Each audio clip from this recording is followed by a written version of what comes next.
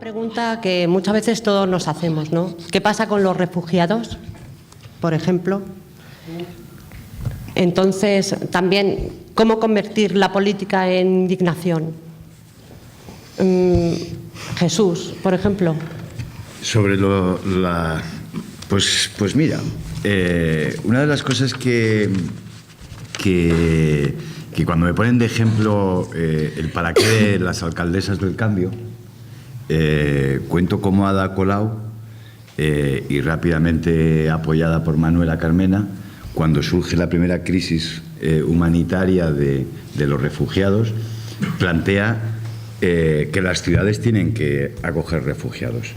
Y en ese momento, toda esa arquitectura político-institucional europea de la que ha estado hablando Lola, con dimes y diretes de documentos y de cláusulas y de excepcionalidades, y sin embargo las alcaldesas dijeron: aquí están nuestras ciudades para ponerlas al servicio de la acogida a los refugiados, ¿no? A mí eso me parece que es el ejemplo más claro de cómo ha cambiado nuestras ciudades con las alcaldías del cambio, con las candidaturas ciudadanas de unidad popular. Fijaros que al día de hoy todavía no sabemos cuántos refugiados van a venir o dejar de venir. En Madrid vienen, En Madrid todas las semanas, en la estación de Méndez Álvaro, aproximadamente llegan unas 80, 90, 100 personas. Hay un dispositivo del SAMUR y de Policía Municipal. Hay sobre todo una red ciudadana en la que participan los compas del Círculo de Arganzuela, y que reciben a esas personas que vienen en autobús desde Ceuta y Melilla, para que nos entendamos. No vienen por lo que nos sale en las teles de Grecia, ¿no? Y esas personas normalmente, además, tienden a querer trasladarse hacia París o hacia Alemania, donde tengan familiares, ¿no? Bueno, pues el Ayuntamiento de Manuela Carmena los acoge durante unos días en hostales en el entorno de la estación de Méndez Álvaro. La gente, la red ciudadana, pues o entrega material del que han ido recogiendo. El otro día, por ejemplo, también el Círculo de Carabanchel Latina montó un mercadillo de trueque solidario, o sea, para recoger cosas en la lucha, precisamente, para recoger cosas para los refugiados, ¿no? Y claro, oí hablar de los refugiados y de la indignación. Todos sabemos que no son ni los únicos refugiados los que están huyendo de la guerra y de la miseria, en el caso de la guerra en Siria. Sabemos que hay muchos miles de refugiados, que hay muchos miles de personas inmigrantes que hacen miles de kilómetros andando en montaña arriba, montaña abajo, para llegar a las fronteras de Europa, ¿no? Pero, si os recordáis, hubo una cosa que conmovió al mundo, ¿no? Que fue la imagen televisiva del bebé, del niño en la orilla, ¿no? Y eso fue lo que realmente sacudió los estados de opinión pública y obligó a los gobiernos a asumir. Y hay que decir, además, que en esto Angela Merkel, mira que igual que cuando la cantamos las 40 se las cantamos, cuando la tenemos que reconocer, que ella, en muchos casos con problemas internos dentro de Alemania, al menos ha sido demócrata cristiana de verdad, en ese sentido, ¿no? Sin embargo, claro, la cuestión de los refugiados como de la inmigración hay que resolverlo esa es la atención que merece por una cuestión humanitaria, ¿no? Pero lo que hay que plantearse desde los gobiernos, desde las grandes potencias regionales y en ese caso, por supuesto, la Unión Europea, es cómo resolvemos las causas que ocasionan estas mareas de inmigrantes y de refugiados, y cuál es la responsabilidad que tenemos. Yo no sé si hoy he llorado viendo el telediario, viendo un corte de una televisión en el que un padre y un niño de apenas 2 años, no creo que tuviera 3, en brazos del padre, hablando. El niño era para comérselo, sobre los malos, las pistolas, diciéndole al padre: nos tenemos que ir porque aquí hay muchos malos. El padre, además un padre francés, pero racialmente como asiático, no sabría, o hindú, no lo sabría definir muy bien, ¿no? Y el padre diciendo: no nos vamos a ir de nuestra casa porque Francia es nuestra casa. Sí, pero es que ellos tienen pistolas. Y el padre decía: pero aquí tenemos las flores. Ya, pero es que con las flores, ¿cómo no? Bueno, me he puesto a llorar, lo estoy recordando ahora y me estoy otra vez poniendo los pelos de punta, porque esa infancia y ese padre, esa educación para la paz, para el diálogo, para reconocernos, esa empatía, para poner fuera de nosotros las causas, ¿no? Y ahora que se está hablando tanto de la vuelta de los tambores de las Azores, sobre todo algún ciudadano que debe levantarse por la mañana al grito de "a mí la Legión", yo creo que ahí Podemos, cuando ha planteado las 7 llaves, no 7 propuestas, 7 llaves que abren la paz, y como la primera de ellas es indagar en la financiación de la guerra. Y la financiación de la guerra tiene que ver con el comercio de armas, con el comercio ilegal y con el comercio legal.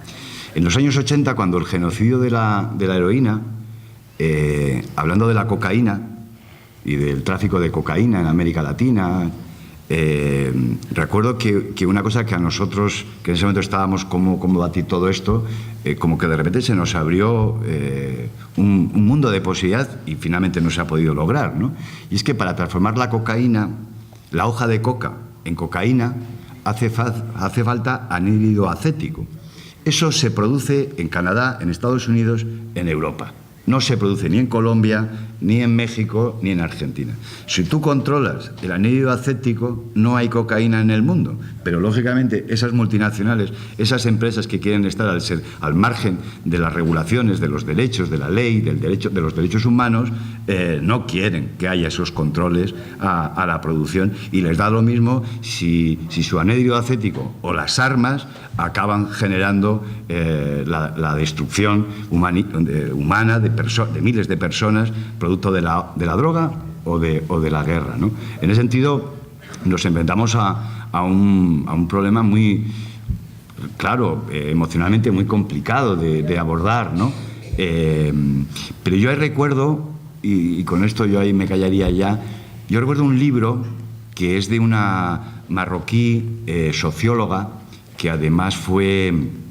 ella iba a ser como, no lo sé explicar muy bien, pero iba como a ser de un harén, y ella consigue como independizarse y acaba estudiando, es premio Príncipe de Asturias de la Concordia, se llama Fátima Menrisi, y Fátima Menrisi tiene un librito que se llama Un librito para la paz, y entonces compara 2 leyendas, 2 mitos, el mito de Simbad el Marino. Simbad el Marino es esa leyenda de cómo el mundo árabe, a través del diálogo con otras culturas, consigue salvar el legado de la Grecia clásica e incorporar la sabiduría milenaria de la zona hindú. Y entonces ella comparaba la leyenda de Simbad el Marino, es decir, del diálogo, del encuentro entre las culturas, de abrazar las culturas, porque todos somos humanos y estamos en un mismo planeta, y la luna es la misma para todos y todas, ¿no?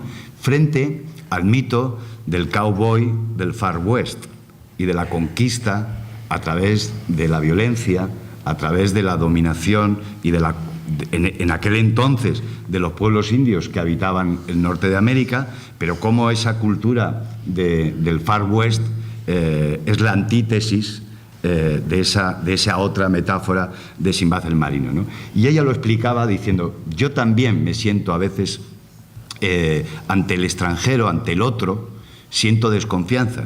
Si yo estoy en Marrakech y veo extranjeros, no me siento extraña, pero si yo, marroquí, estoy en Bruselas, me puedo sentir extranjero y es normal que surja un poco la incomodidad. Pero por eso, si somos capaces de reconocernos como una humanidad que tiene sus diferencias culturales, sus diferencias políticas, pero que todos estamos aquí para alcanzar el mayor bienestar posible por ese derecho a la felicidad que tenemos. A nadie, creo que es un poco como la pregunta que decía Lola, ¿no? ¿Quién va a estar en contra de la felicidad humana, ¿no? ¿Quién va a estar en contra del bienestar de los pueblos? Bueno, pues hay algunos que sí, particularmente los traficantes de drogas y los comerciantes de armas. Algunos estatales, y en eso hay que acabar con la hipocresía, porque aquí se nos llena la boca de relaciones internacionales, pero somos primísimos de la monarquía integrista de Arabia Saudí, que financia muchos de todos estos problemas o que compran petróleo, porque ya sabéis que una de las fuentes de financiación del llamado Estado Islámico es la venta de petróleo ilegal a través de los pozos que tiene controlados, y alguien compra ese petróleo, también en el mercado negro. O sea que frente a todo, es decir, atención humanitaria a quienes salen huyendo de la guerra y de la miseria, y desde luego una nueva política exterior de paz, de seguridad, que permita deshacer este entuerto del que somos, al menos como instituciones, responsables de lo que está ocurriendo desde hace ya más de 10 años, ¿no?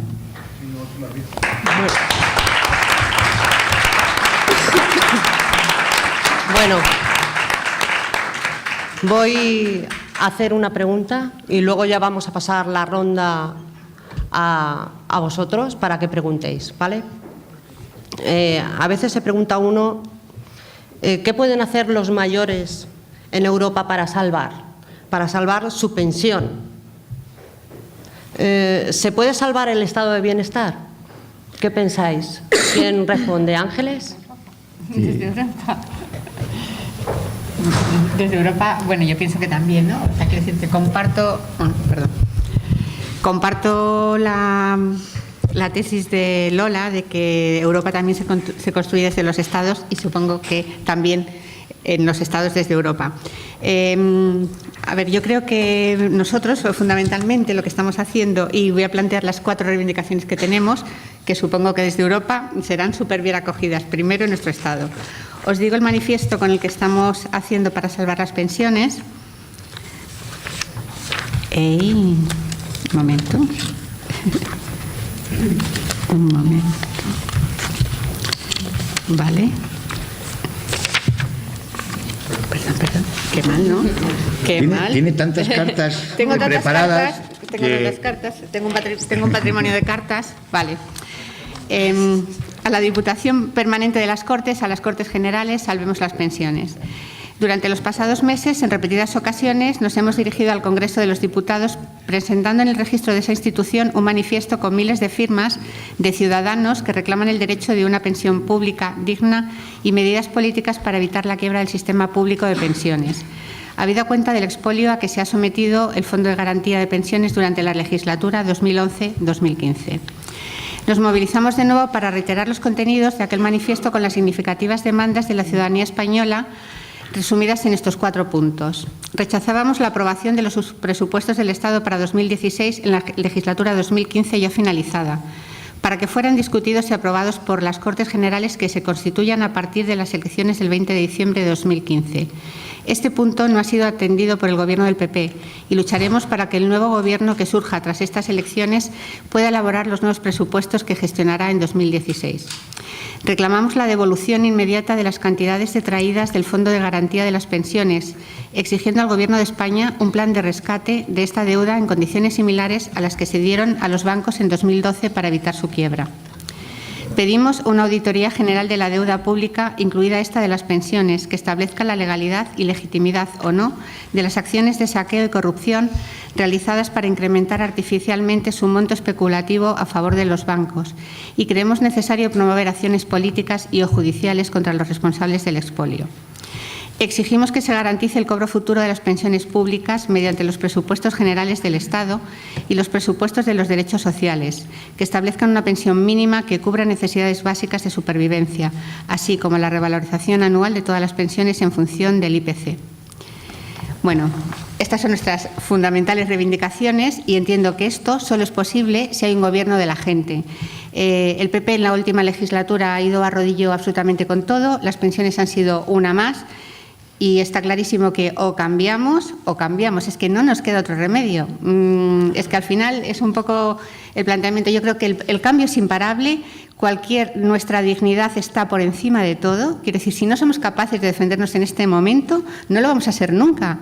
Es que yo, como os decía al principio, tengo 58 años, es como que he vuelto a la casilla de partida otra vez.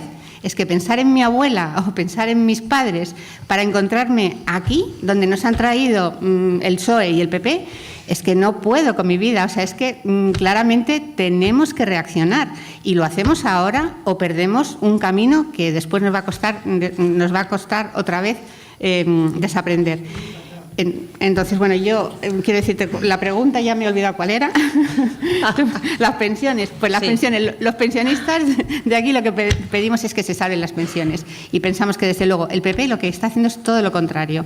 No olvidemos que quieren también privatizar, hacer planes privados. Entonces, bueno, es como decía Lola al principio, ¿no? Viven en otro mundo. Es que ¿dónde están? ¿Dónde están sus pensionistas? ¿Dónde está el sinvergüenza de Rajoy? Que estamos pagando el cuidado de su padre. Lo estamos requete pagando. O sea, es que no sé cuántos ejemplos más. Claro, pero el padre de Rajoy vive en la Moncloa, como, no sé, pues como cualquier hijo que se va a vivir con sus padres. Pero claro, hay dos mundos. Está el hijo que no tiene empleo, que se ha separado, que tiene el niño y que se va a vivir con sus padres pensionistas. El padre de Rajoy es un señor jubilado, juez, que me imagino que tendrá una pensión de las altísimas, y se instala en la Moncloa con su querido hijo. Bien, pues el cuidado del padre, que necesita una serie de cuidados que no son solamente médicos, que son de atención, los carga los presupuestos de la Moncloa. O sea, es indecente, es corrupción, es sinvergonzonería. Es que es imposible de aguantar cualquier persona digna y normal. Bueno, pues es lo que está haciendo. Entonces, si ante esto tampoco tenemos ni un mínimo de respuesta, o sea, es que ¿qué más apisonadora necesitamos? Está clarísimo que a las personas les importamos muy poco.